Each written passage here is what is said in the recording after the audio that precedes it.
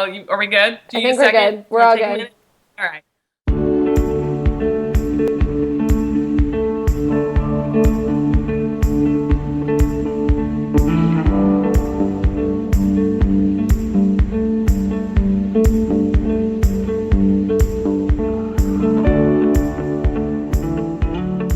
In the past 4 years, I've just done so much random stuff. Various clients and like people I meet on the internet and at conferences are like, "Be on my podcast" or "Do Right. this interview," and every time I'm like, "Yeah, all right, like Yeah. absolutely." What's the No, what's the and worst when that could I when you happen? reached out to me, you are clearly a girl after my own heart. So of course I was like ready, stoked to say yes. And your questions were so. I was going over your questions after I finished my work today, and it's usually like, tell me the story of your business. Like, what's one gem of business advice do you want to offer people? And I'm used to that shit, like rapid Yeah. fire. But I was like, oh fuck, a haiku. Like, damn. All right. So, can you tell me the story of how you got to where you are in a haiku?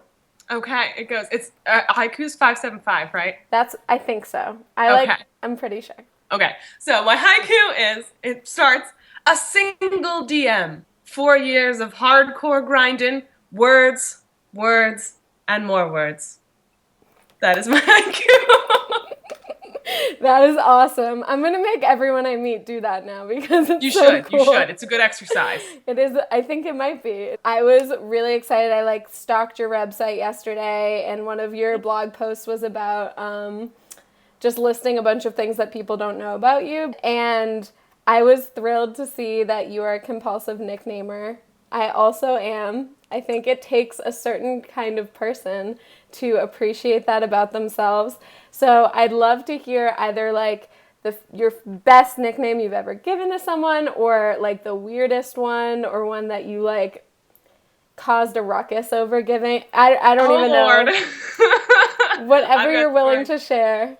I'll stick with the PG ones, but I think probably my greatest nickname ever, and it's not a super original nickname necessarily, but it's certainly been pervasive. My best friend, who's a wonderful girl, amazing digital strategist and marketer by the name of Nikki Pamani. Um, I think our sophomore year of college, I just started calling. I started calling my roommates. We lived together with two other girls, and I started calling them all Bear affectionately. Like you would call someone Babe, I'd call someone Bear. So there was Lauren, who was Low Bear, and there was Lee, who was Lee Bear, and there was Nikki, who was Nick Bear. So for some reason, the nickname stuck with her, and she's become just Bear, and everyone knows her as Bear. And I think it's even involved in her Instagram handle. When we went to Burning Man, it was involved in her playa name, and she's just become Bear, and it's been such a great part of her personality because she's also a very warm, very loyal friend and a protective individual, but also very cuddly and enjoys honey, I guess. So I think that's basically been the most. It's been interesting accidentally giving someone a nickname that's become such a part of who they are. And it's not, of course, all of who she is, but it's really, I think it works for her in a way that nicknames just work for some people. And I come from a nickname family. I don't think I've called my siblings by their actual names in like close to a decade. I am 100% on your page. That's so funny.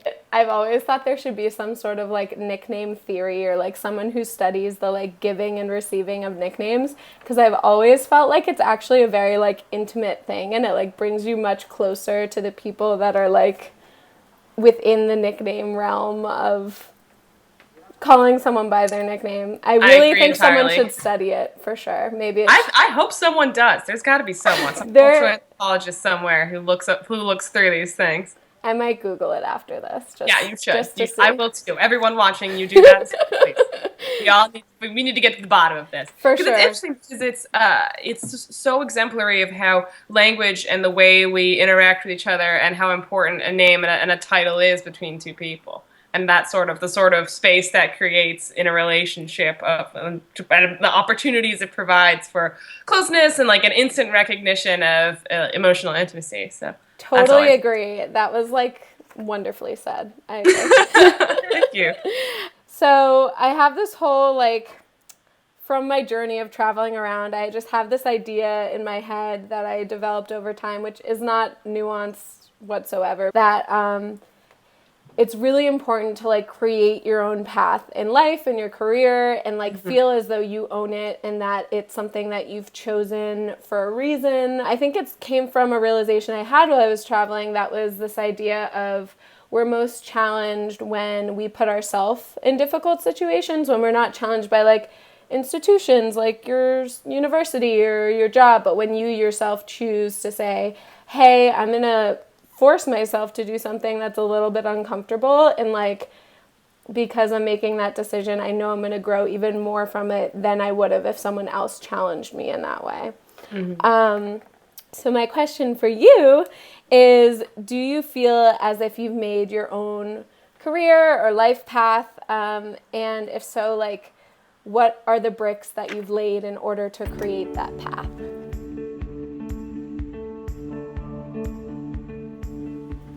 Well, once upon a time, after I graduated college, I actually got my start. You mentioned when we were at the beginning of the call how you got your start with kicking off your career by leaving your job. I was actually laid off. I was working at a luxury travel and lifestyle PR firm back in the height of the recession. I was let go from my job because we lost one of our biggest accounts and yada, yada, yada. But it wasn't much of a, it wasn't a high paying job to lose because I was graduating with a PR degree. You know, I majored in PR, anthropology, and minored in English lit in college. And I come out of school with this PR degree along with like 200,000 other individuals all looking for entry level jobs. So there wasn't a lot to go around, but I ended up working for free for a number of months. And then I think I earned about $8 an hour, like with a 4-year college degree and an agency. Like, And what city was this in? this was in Miami. Okay. Because I went to University of Miami. Great school, by the way. Shout out to Canes. But anyway, so I had been sort of freelancing on the side back then, and that's another story of how that came to be. I'd been freelancing since before I graduated college. Um, but I was 22 years old, and at that point, I would say I'm really proud of the fact that 4 years later, I can still say it's been 100% me. And I would say it's a little less of necessarily laying bricks to start off with and more keeping my eyes on the horizon. Because, you know, when you're young and starting out in any industry, period, if you set a path for yourself, you're going to deviate anyway. I wanted to know how to write. I wanted to work with creative, original people crafting businesses that really meant something. And I wanted to get better and better at what I did. So with those goals, I've gone from fairly terrified, fresh out of college, to creating this business that's really been able to grow itself just based on the values that I've placed at the front of the line in my life and my focus and my chosen career path. That's awesome. I like the horizon Thanks. analogy. I might take that on as well. Yeah, worry less about the bricks and more on just moving. Yeah, That's I think that that's is really really important. This next question sounds a little cheesy, but interpret how you will. I thought of it because a mentor of mine and an awesome lady who made this stellar documentary called The Empowerment Project. It's an all-women film crew interviewing women across the country who are experts in their field, from like mathematicians to astronauts to gymnasts, like everything. And they kind of string together the theme of the documentary with the question, what would you do if you knew that you couldn't fail? So I love asking that question to people now because... So Hillary, what would you do if you knew that you could not fail? It's gonna sound a little lame, but to be totally honest, I would skydive because I am really afraid of airplanes. It's one of my irrational fears. I'm just flying. Airplanes themselves don't scare me as Okay. machines. But I would say, yeah, that's confusing. Common misconception. I think skydiving looks like so much fun, and it looks amazing and so liberating and empowering, and just what an adventure to fly through the sky like a bird. But I think my personal issue is that I would not be able to get on the plane, and if someone tried to kick me out of it, I would probably cry and maybe lose my mind. So I would just be in midair, just having a panic attack. So I can't do it just because the whole time I'd be falling through the sky, I'd be so worried about my parachute not opening. That's the problem. And then you wouldn't enjoy the experience. And Exactly. da, da, da. So I if feel I you. knew I was going to go skydiving and I wasn't going to fail and my parachute was going to work, that would be awesome. That'd probably be what I do, top of my list. That and like writing and directing a Broadway play that got turned into an Oscar-winning film that got turned into a Grammy-winning film score. Yeah, so Dude, that's like second under skydive. dream big. That is awesome. Go for it. It's so easy. What are you talking about? I know, right? Just dedicate an hour a night and you can do it. I know that I keep explaining all my questions, but they did come from like very specific pockets. So if it gets annoying, just let me know No, and I'll stop doing it. Okay. So, um, have you ever heard of the book Adulting? yes, my mom got it for me. Did you read it? Nope. Sorry, mom. I like to think about adulthood as being hard and something that we're stuck with for the rest of our lives. Sad, depressing. But what is the hardest part about being an adult for you?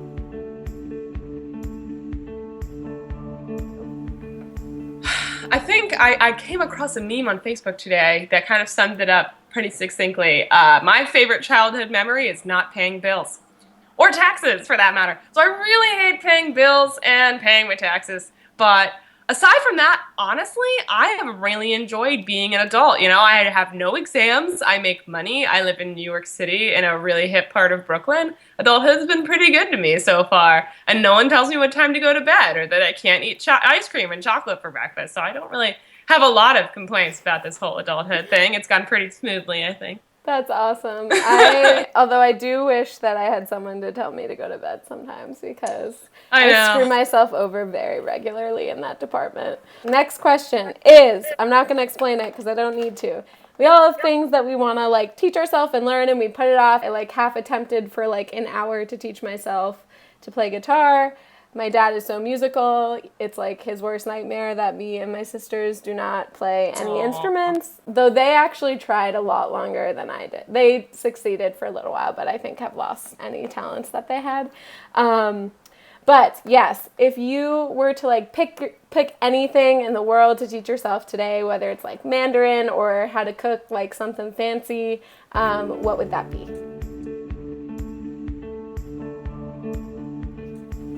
I think, aside from the fact I would love to speak Mandarin, actually, because it's the most spoken language in the world, I would love to write and direct a series of like online shorts or a treatment for a, what's the word for it? I guess a pitch for a TV show. I'm not sure what it would be about, but I've always really wanted to write and direct, even though I have absolutely zero experience in directing of any kind.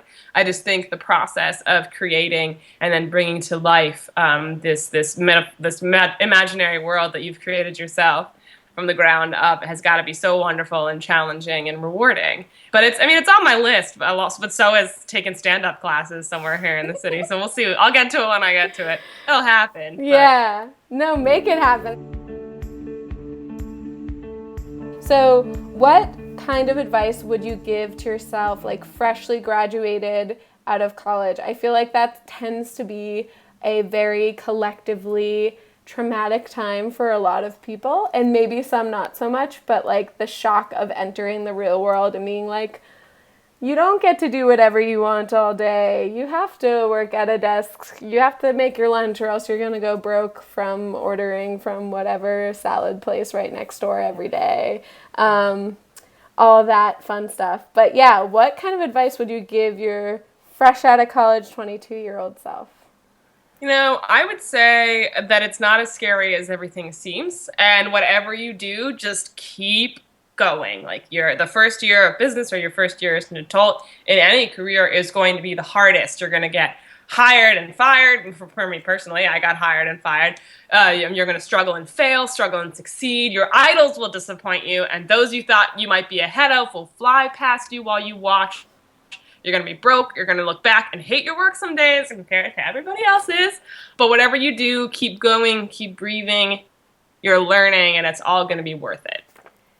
That is amazing advice. I feel Thank you. like every 22-year-old should just like put that on repeat. Just, yeah, it's going to be crazy, man. It really is. And I think starting what I did when I was so young, I had a lot of doors open for me that should not have opened for me way too early. So I was given these opportunities I was too green for, and I fumbled the ball. But I think the fact that I made those mistakes so early ended up really serving me because when the bigger opportunities came my way, I already had the experience. I knew what to do and what not to do. And it was, embarrassing and difficult and made me question my self-worth at the time. A lot of our generation, millennials particularly, it tends to be, you take one big hit and you're like, nope, this is done. I'm over it. And I think if you have the strength and the resilience to keep your head down and keep moving forward, that's only going to serve you in the long run. Do you want to go into a little bit more detail in terms of like what those experiences felt like and like how you kind Yeah. of rebounded from that point? Yeah, I've actually never told this story on an interview. So I was about 6 months into my business when I got found through my mentor by someone who was the business manager for one of my heroes. Like, I worshiped the ground this woman walked on. She was a brilliant writer. She was a brilliant businesswoman. She got it. She was soulful. She was insanely, freakishly creative. And she was smart, so smart. And my mentor had actually worked for her for a while. And here I was 6 months in, working with clients, getting my bearings, figuring it out. I had like raw basic skills, but I wasn't anything. I didn't think I was anything unusual. And then my mentor actually turned to me and basically said, like, I'm leaving this position within this woman's team. Do you want to take over? And I was like, I was not ready. This woman had a decade of, the woman I was replacing, my mentor, Right. had a decade of experience on me. And this woman, the woman who she worked for had 30 years of experience on me. And she was also a former copywriter. But what could I do? I had to say yes, because I wasn't about to say no to the Right. opportunity. And then be like, I wonder what could have happened. So I said Yeah. yes. And I remember getting that phone call from this woman who was my hero. And just like, my hands have never shook picking up a phone call in my life. But I was just like, hello? And she was like, hi, how are you? All right, let's get into it. And I was just spent the entire time just like having this woman on the phone talking to me. And I think I lasted maybe 4 weeks and Wow. I could not hack it. The work was moving too fast. She was asking me now what I look back on were basic projects at that level, but I had no familiarity. I had been working like in a small term on her team for a little while, but that was nowhere compared to this like huge responsibility I was shouldering doing the work I was doing for her at my level. 22 years old, 6 months in, like green as grass, still sprouting. And I fumbled the ball. So I got an email from her at I think like midnight one night, basically like, you're asking too many questions. You can't keep up. I'm sorry. Like, the Wow. time is not right for us right now. And I like lost it. I was so upset because, you're given this if I was an opportunity that came 2 years later, 3 years later, I may have had a better chance of knocking it out of the park, but I knew I was green and I doubted myself and my doubts were proven right. And that is probably the most like painful thing you can do as a person, is to be like, I can't hack this, but I'm going to try. And I'm like, oh shit. Like, I was right. I was really down on myself for a while about that, because I was like, I can't hack it. I'm not built for this. I'm not designed for this. Like, maybe I should just quit. Um, but what I ended up doing was I just, as I said before, like kept my head down, kept going. And I think I made myself the promise that although today sucked, the work I'm going to create tomorrow is going to be better. Tomorrow is better than the work I created today. The knowledge I have in my head is more than I had yesterday. So if I just keep moving forward and distance myself from this horribly shitty experience, I'm going to be fine. Having that happen and taking that hit so young and so early, it really toughened me up. Even now, like on a daily basis, I'm 23. I'm I don't even know what technically job I'm on at this point. I think I would call it like 3 or 4 within the past year, just because of like No harm in that. part-time stuff and Yeah. like 2 month summer gigs type of thing. But yeah, like still I feel young still. Like I feel like I'm very much reaching a lot of the time for people to tell me I'm doing okay and like acknowledging that I'm on the right track or that I'm doing stuff that's helpful for them. It's hard to just be sure of yourself and be like, oh yeah, I'm doing everything that I should be doing and I'm perfect Yeah. and there's And nothing you that they you could can't possibly have that want. confidence either, because you haven't earned it Right, yet. right. And I think that there is, I read a lot of like millennial stuff too, and there's so many critiques on millennials for like wanting to jump into the workforce and like move 10 steps up the ladder within like the first year and a half or whatever. And I can Yes. identify with that for sure, but there's also a practical part of me that's like, oh my God, I don't know anything. I know. Learning how to be patient with your craft, really, like respecting your process of learning, respecting how many times you need to make mistakes before you get it right. But from then on, you get it right. And I think, like, yeah, we want to get in the workforce and everyone wants to be a wonderkind and, accelerate up the ladder and be like the VP in 2 years or like a creative director and just crush it. But not everyone's, I would not consider myself a genius by any stretch of the imagination. So when I sort of reconciled myself to the fact that I wasn't necessarily going to be the shining star right out the gate, I instead focused on making my work better and practicing my craft and learning how to be unique in the space and stand out and develop myself. That's been a lot more valuable than any instant gratification of too fast promotion could ever give me. So. Yeah. So how soon after getting that email did you decide to start your own thing? Well, I was in the middle of my own thing at that time, so I was Oh, still in the okay. thick of it. Yeah, but I was more operating under. I had a handful of clients, and I was operating under this business manager, basically a VA, high level VA, who's awesome, great woman. Still got mad love for her. We still keep in touch over Facebook and Instagram sometimes. So she was basically feeding me clients. I was working with her, and I was doing small time work, basic edits, proofreading, a little social media here and there, a couple emails and blog posts here and there. So she was sort of feeding me all this stuff. And after that ended, she went full time for the woman that I got fired by. So I lost her. Mm. And I really had to put the pedal to the metal and keep going with my current clients and just wait to be picked up and wait to be referred. And luckily it happened, but it took a while. So Yeah. broke. I remember my rent was $500 a month, and I was just struggling to make ends meet. I had a car that kept on. I had a Mini Cooper, 2004 Mini Cooper, amazing car, beautiful, horrendous. I think I dropped like $1,800 in repairs in the year and a half I had it. Oh The no. wheels were $200 a piece. Shit was crazy. Oh my Anyway, gosh. but yeah, it was hard, but it was worthwhile because 4 years later, I have made so much more progress, with my own creative force, so to speak, than I would have at an agency or any other organization. And while it's terrifying walking that tightrope without a net, if you just stay on the tightrope long enough, the view is incredible. I love sharing this journey, especially with people like you who are a couple years younger and who the world says like you can't do something because you're too young. Like you got to earn your stripes. Like fuck that. You Mm-mm. go forward and do whatever the hell you want in the digital space because this is the internet age. You can literally do anything. You can start a website and just start selling like needle points with rude words on them if you wanted to, or gangster rap lyrics. You can do anything you want to do. And if you put your nose to the grindstone and do your research, there's so much information available teaching you how to do things. You can really self-teach yourself anything too. So I how could do not you think? agree more. I think that one of the things I learned from traveling around last year was that if you care about something enough and if you're dedicated enough at this day and age, you can like be successful in doing whatever that is. It doesn't matter if it's like running your own Etsy store or whatever your like niche is. There's so many niches out there and there are people that are like willing to pay you to or pay for what you make or Yeah. for what you And there want are to people willing do. to teach you. That's another Yeah. thing. Yeah.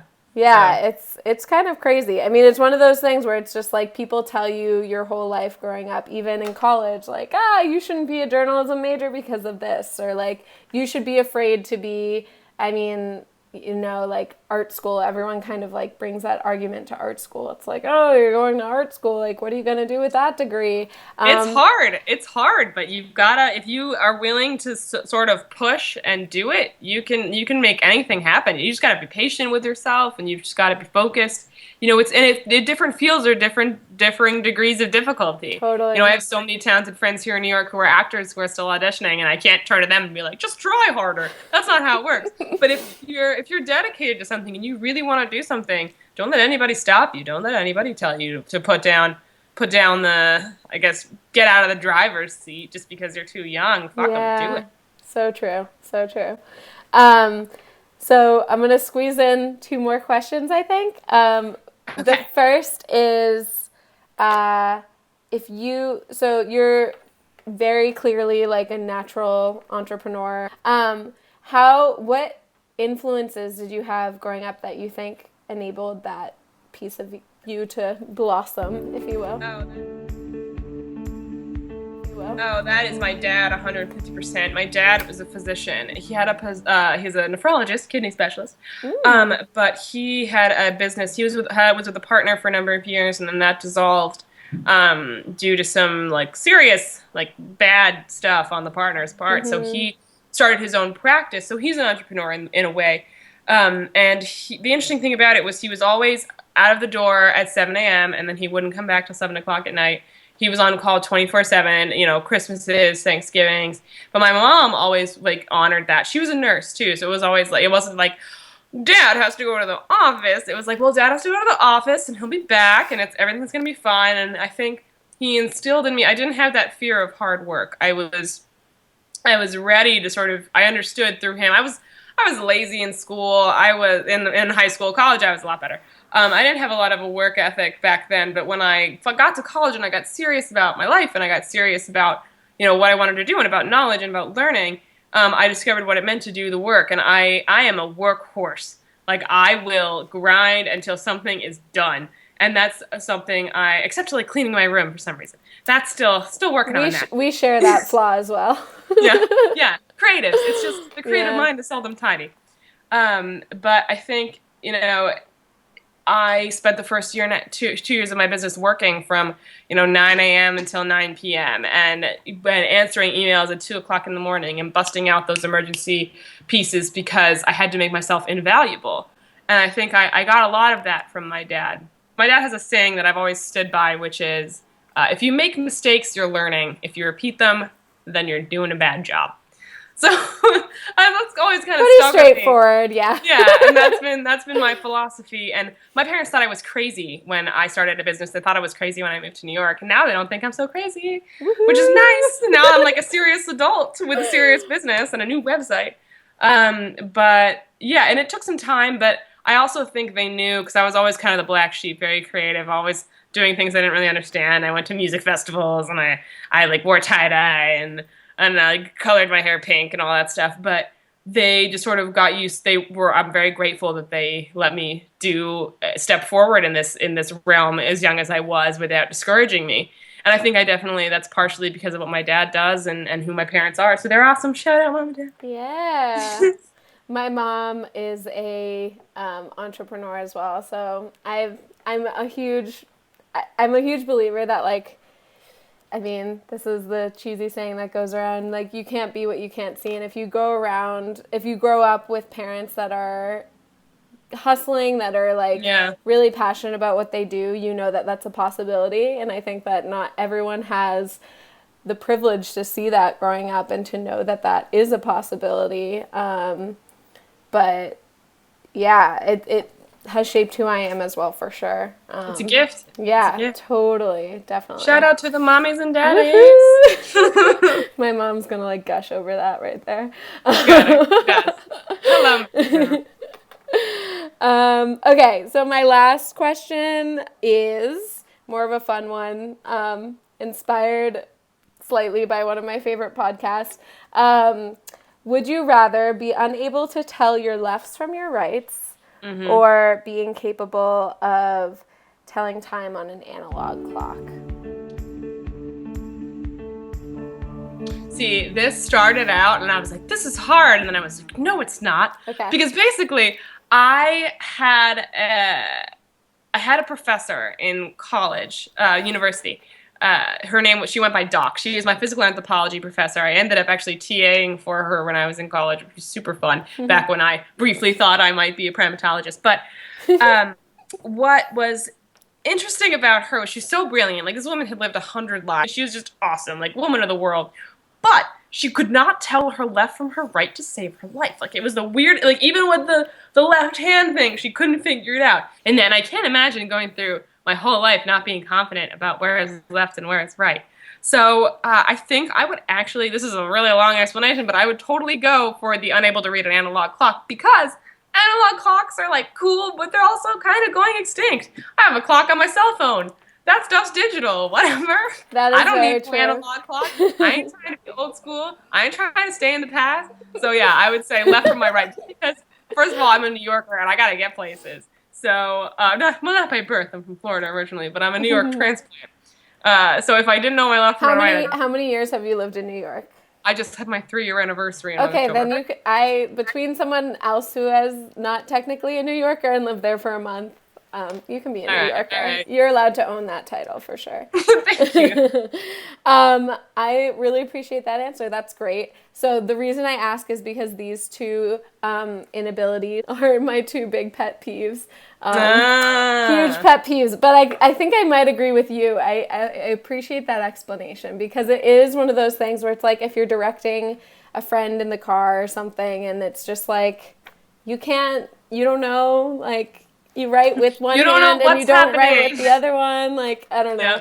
Yeah. I think my reasoning behind them being pet peeves are because they're both things that you are like technically supposed to learn in like kindergarten. So people that like didn't really like use that time wisely, whatever. That's pretty mean, but I'm not trying to be. No judgment. Cool. I think that might be it.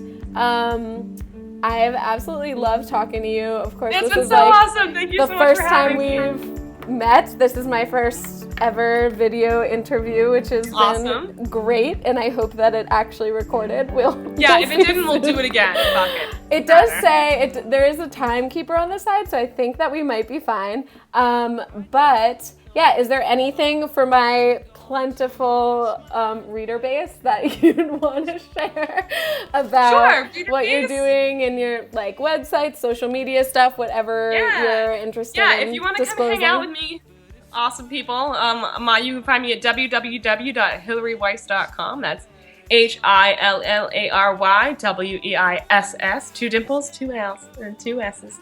And you can find me on pretty much anywhere on the internet at HC Weiss. So that's where I am on Twitter. That's where I am on Instagram. And my Facebook you can find through my website. So that's cool. And come hang out. Come say hello.